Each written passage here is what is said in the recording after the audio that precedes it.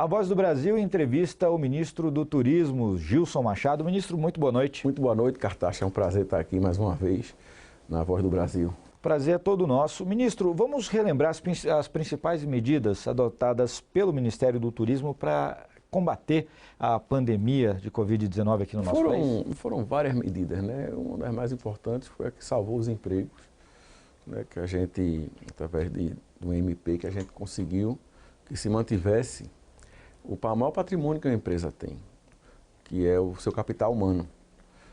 Nós, através da flexibilização das relações de trabalho no setor, muitos cases turísticos, muitas operadoras turísticas, hotéis, restaurantes, enfim, puderam fazer um acordo com seus funcionários para a diminuição da carga de trabalho, enfim, de várias maneiras. A gente teve também a MP do Fungetur, que liberou 5 bilhões de reais para atender o trade. Isso daí foi capilarizado em quase mais de 20 instituições bancárias no Brasil todo, diga-se de passagem, e que ajudou muito também a manter o fluxo de caixa das empresas. Outra medida muito importante foi a Lei Aldir Blanc, que contemplou toda a cultura do Brasil, todo o setor cultural através dos estados e municípios. E pela primeira vez na história do Brasil, o presidente Bolsonaro conseguiu manter 4.000 secretarias de cultura com verbas públicas, que você viu a proliferação de lives de pequenos artistas, você viu a proliferação de prêmios indutores do artesanato, enfim. A gente conseguiu, através dessa medida, colocar 3 bilhões de reais à disposição do setor cultural do Brasil no período de pandemia. E outra medida importantíssima que nós fizemos, né, em parceria, foi o Pronamp, que contemplou 20% dele no setor de eventos, também mantendo o fluxo de caixa das empresas, o dinheiro ao custo mais barato.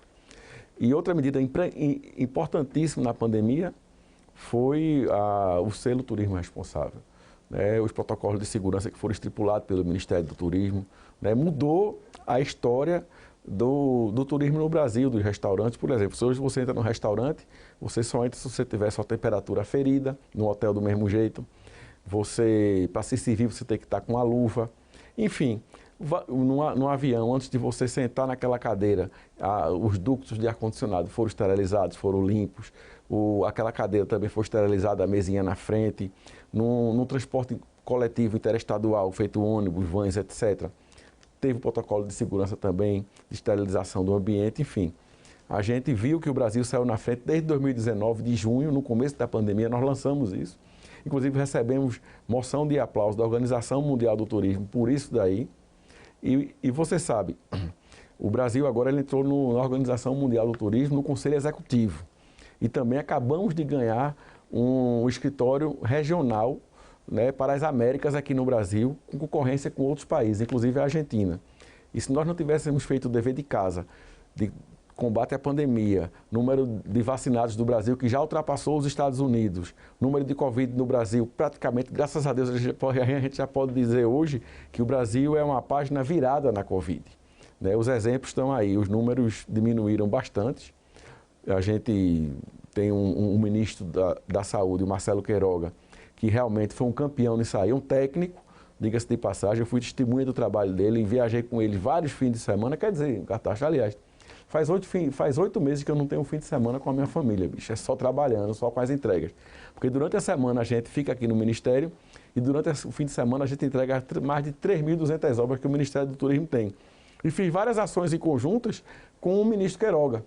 E a gente viu o empenho dele e o sucesso dele no combate à pandemia. Mas, ministro, mais um exemplo desse trabalho que não para aqui no Ministério do Turismo foi a retomada dos cruzeiros. É verdade. Foi anunciado agora em novembro. Só para eu finalizar meu raciocínio.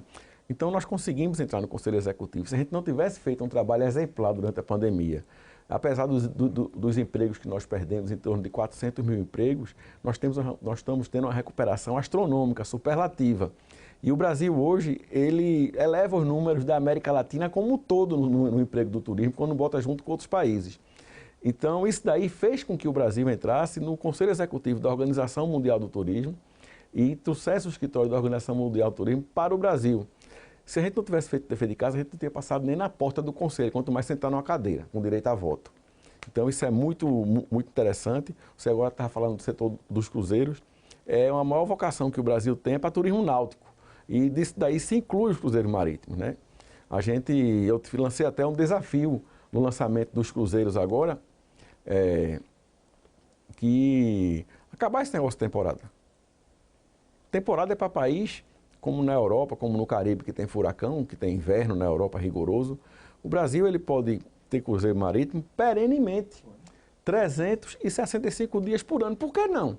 Você ter o navio que sai de Fortaleza, vai até Natal, depois vai Fernando de Noronha, João Pessoa, Recife, Salvador, para Maragogi, entre um e outro, Maceió, enfim, muito atrativo, Porto de Galinha. Então a gente vê nas praias do Nordeste, aqui também em Ilhabela, Angra, Santos, Guarujá, o Brasil, Camboriú, Balneário Camboriú, o que você quiser nós temos aqui no Brasil. É lindo de ponta a ponta. De ponta a ponta, e tem um detalhe, nós somos muito competitivos pelo que nós não temos. O que é que nós não temos? Desastres naturais. Furacão, maremoto, terremoto, guerras. O Brasil tem uma sustentabilidade incrível. O Brasil é um país hoje que tem o maior percentual de áreas ainda virgens, preservadas, dos 20 países do G20. 66% do nosso território, eu volto a dizer, aqui na EBC de novo, está igual a quando Jesus Cristo veio à Terra. E eu disse da outra vez, numa entrevista que viralizou, inclusive na internet, aqui na Hora do Brasil, e que, se eu tivesse falado alguma besteira, tinha dado capa dos maiores jornais da grande mídia, né? O ministro do Turismo falou um agafe. Não, o Brasil é sim o mais preservado do mundo e nós temos o dever patriótico de defender o nosso país lá fora. Porque não adianta a Embratur ter um recurso, o Ministério ter um recurso para defender o país do que falam lá fora e o próprio brasileiro fala mal do Brasil, mas isso está mudando. O presidente Bolsonaro está conseguindo reconquistar a autoestima do brasileiro, o patriotismo do brasileiro e o orgulho do brasileiro de um país que não tem corrupção há 3 anos. Fizemos agora o Dia Internacional do Combate à Corrupção e um americano, que é o presidente da organização, da ONU, diga-se de passagem, no tocante a isso, ele se referia ao Brasil como um exemplo hoje no mundo de diminuição dos índices de combate de corrupção. Então, a gente está vendo que o nosso dever de casa está sendo feito e está gerando bons frutos. Ministro, a pandemia, a questão do fechamento das fronteiras, ela serviu principalmente para o brasileiro reconhecer, redescobrir ou descobrir o nosso país. Um dos programas que estimula é o Viagem pelo Brasil. Qual a importância do programa nesse momento? Olha, veja bem, eu tenho 53 anos de idade. Eu não me perdoo de ter deixado para conhecer o Amazonas depois dos 50 anos de idade. E eu garanto que muita gente que está me assistindo agora nunca pensou em ir em Manaus, ir em São Gabriel da Cachoeira, ir lá na Navilhanas, em Alta do Chão, em ver o encontro do rio Tapajós com o rio Amazonas. Nunca pensou em ir no rio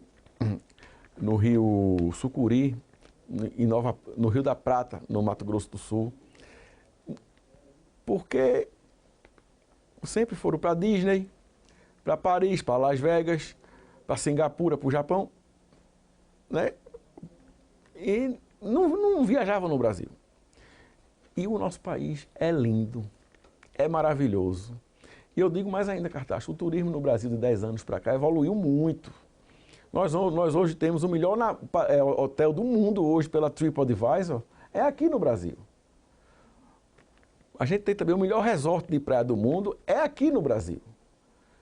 Né? Eu fui agora no Colline de France, um hotel lá em Gramado, Canela, aquela região. É o melhor hotel do mundo, bicho.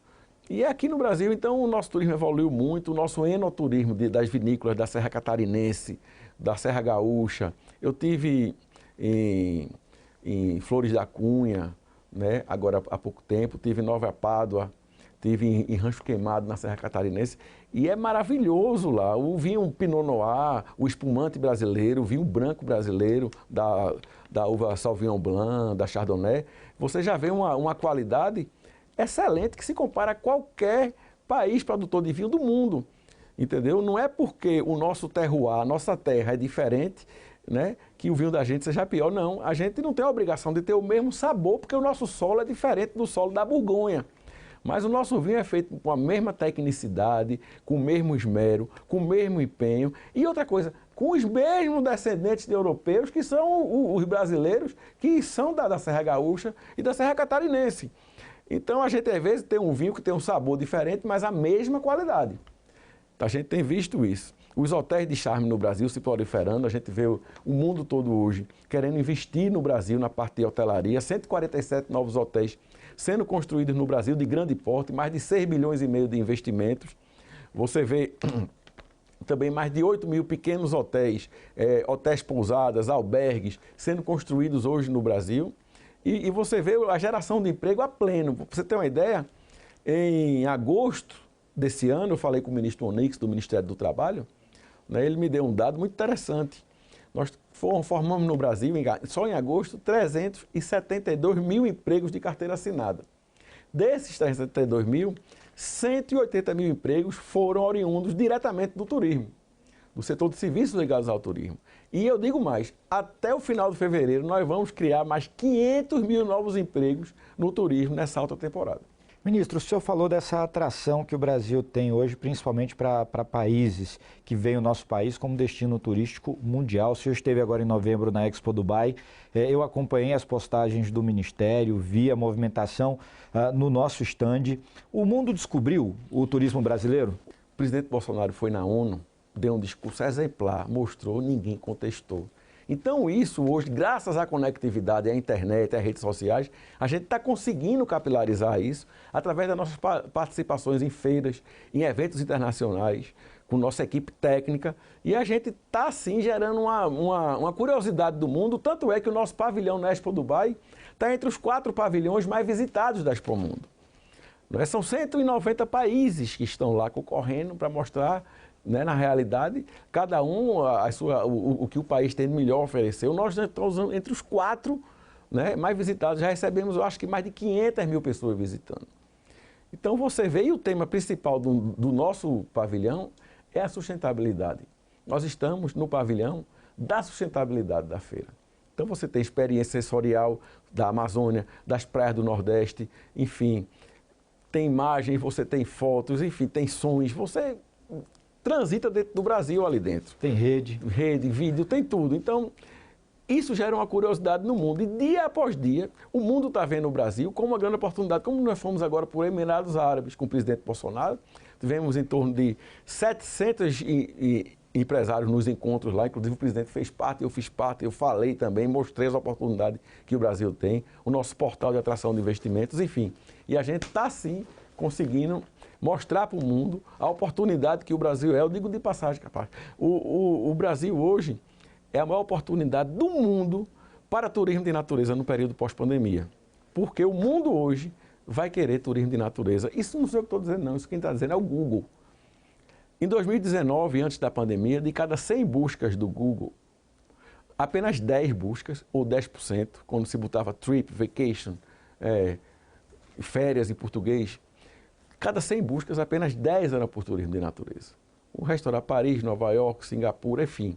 Hoje, de cada 100 buscas que se coloca no Google, 54 são por turismo de natureza. É impressionante isso. Então, por isso que o Brasil hoje gera está gerando um despertar e está no escopo das atrações de investimento. Agora, ministro, o verão chegando, dia 21 agora, graças a Deus, e vem junto, infelizmente, com a danada da Omicron.